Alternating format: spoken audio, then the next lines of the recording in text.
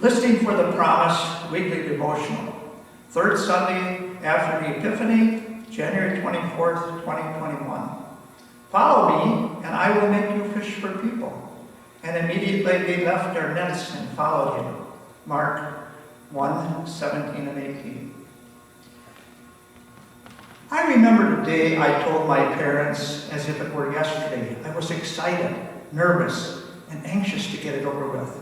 After all, how exactly does one tell their parents that they are going to spend the rest of their life serving God in ministry?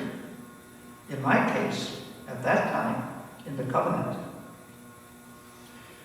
My mother cried, and they were not tears of joy. My dad was just silent on the other end of the phone. And when he finally did speak, he said, "You? A nun?" How naive I was to think that this call from God was something people would embrace and enjoy. Little did I understand their apprehension. I thought it was because they thought I was too young or too unsettled, or maybe just not good enough. But this call from God was not of my choosing, and it wasn't something I could just simply ignore. Because when God calls us, His voice doesn't just go away. We can run, but we can't hide. Today's first lesson from Jonah proves my point. He does try to run from God because he doesn't like the people he was being called to, and so he split.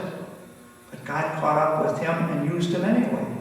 And the people of Nineveh heard God's words of repentance and were saved. The disciples are called in Mark's text today to become fishers of people. Now, while it's true that they left immediately and followed him, it's later on in their ministry that they have troubles with their commitment. And they will all eventually abandon Jesus in his most needy time. Why?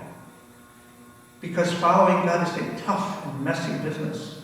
It's difficult on the best of days and downright terrifying on the worst. Maybe that's why my mom cried when I told her and my dad was in disbelief. Perhaps they didn't think I could be strong enough for what lied ahead. And they were right. None of us can be strong enough for what God asks of us. We would be foolish to think otherwise. But when God calls us, He also gives us all that we need to do His work here on earth. Have you ever noticed your name in the church directory? It's there because you are a part of your congregation and its ministry. In fact, you too have been called. Called to live out your baptism. Called to share your gifts. So, what do you say? Want to go fishing? Used with permission from Solo Publishing.